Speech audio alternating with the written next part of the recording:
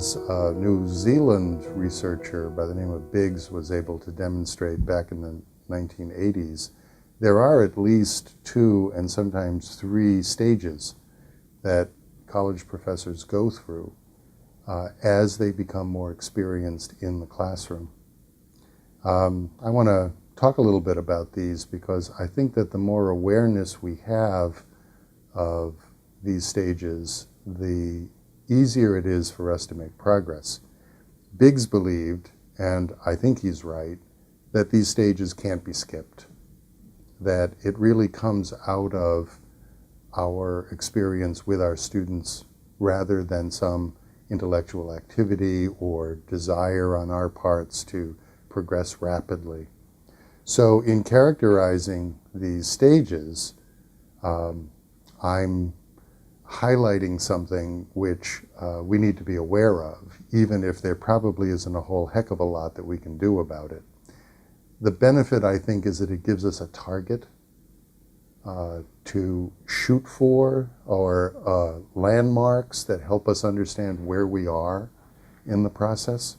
The first stage, Biggs characterizes as what the student is.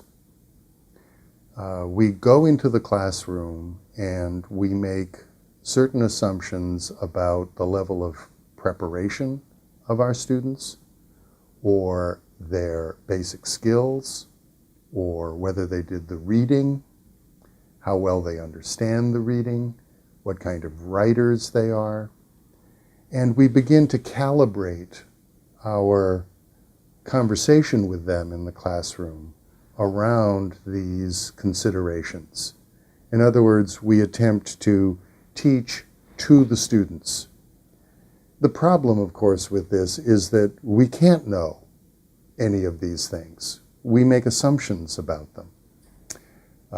There's something that I have been calling for a number of years now the professorial fallacy. The notion, for example, that students are sliding increasingly backwards in their preparation for college work. I think it's very natural to have this impression, in part because at DePaul, with our 10-week schedule, we, like Sisyphus, push the rock up the hill for 10 weeks, manage to balance it on the top of the peak of student learning, that is, only to have it roll back down on top of us in the 6 weeks or 2 weeks between the terms, so that when we re-enter the classroom the second term, the students are right back where they started again. Well, if you do this cycle over and over and over again, the frustration of not seeing progress in the students leads to the very reasonable conclusion that the students are getting dumber.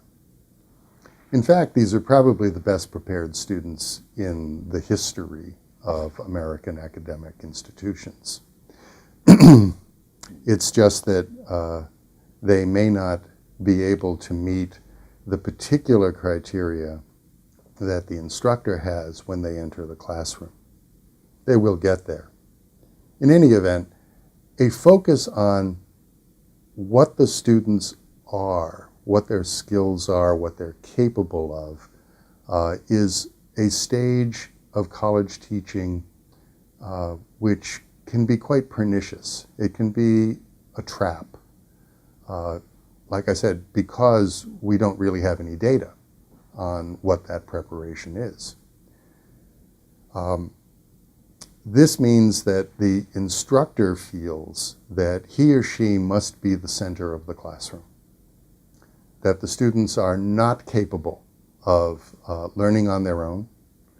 And so we reproduce the 19th century classroom in which the literacy gap between the students and the professor was so huge that the professor literally had to provide a reading of the material for the students during every class. By the way, that reading was called a lecture, from the Latin lectore, to read, out loud, that is.